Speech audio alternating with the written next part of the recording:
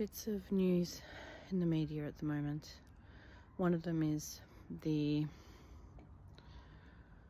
news, true or not, about Israel starving Gaza, and also how 2 people have been unalived at a Jewish centre in Washington DC. Both things awful. In terms of the starvation that that UN person said, I'm the sort of person who will always admit when I'm wrong. I'm the sort of person who will always admit when I've contradicted myself. It's not easy to do, but it's something that I try really hard to do, and I will always say, I condemn this, I condemn that. And yeah, I condemn Netanyahu 100%. I don't like what he's doing. I don't like his corruption. I think it's really unfortunate that he's the Prime Minister when all this has happened, because I don't think it helps Israel. It's kind of like, I don't know how else to explain this in a better analogy, but it's kind of like, just say for example, you're like a really good worker, like you're a really good performer, and all of a sudden you've got a really dodgy manager, right? And the dodgy manager has some things that are a bit toxic, and you respond to those things in a toxic way, and then other people start thinking that you're the problem because all this has happened and they've seen you doing it, even though a lot of the time you've been going off and doing other things. I don't know if that makes sense. It probably doesn't, but what I'm basically saying is that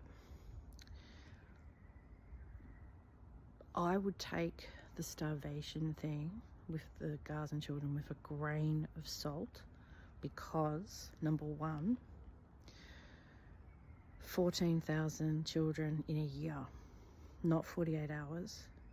I think that was a misquote from the UN person. Number two, the UN is full of corrupt and often anti-Semitic bias, whether subconscious or not, due to all the Islamic countries and a lot of totalitarian dictatorships. There's 2 things.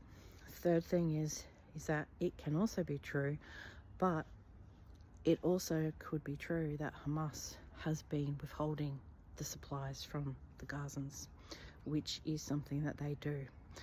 Another thing is that there is a lot of media that shows Gazans eating, and eating plentiful, and malls and shopping malls and markets full of food.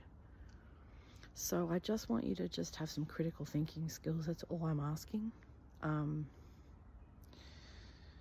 also too, if you don't want people to say that all Muslims are terrorists, which they're not, everyone knows that they're not, right?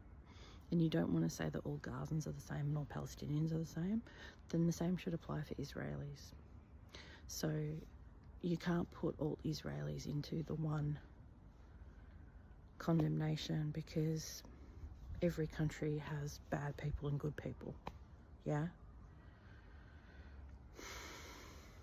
I had a look at some of the anti-Semitic comments before about the 2 people that were unalived, and all the comments were like, so what did everybody else have for breakfast? And like, free Palestine. And I just felt sick, because I'm like, 2 people have died. And yes, I know people have died in Gaza, but like 2 people have died in the name of free Palestine. Like, this is not, we should not be fetishizing, I can't even speak properly. We should not be romanticizing terrorism. We should not be romanticizing resistance. It's not resistance. Those 2 people in DC were just doing their jobs.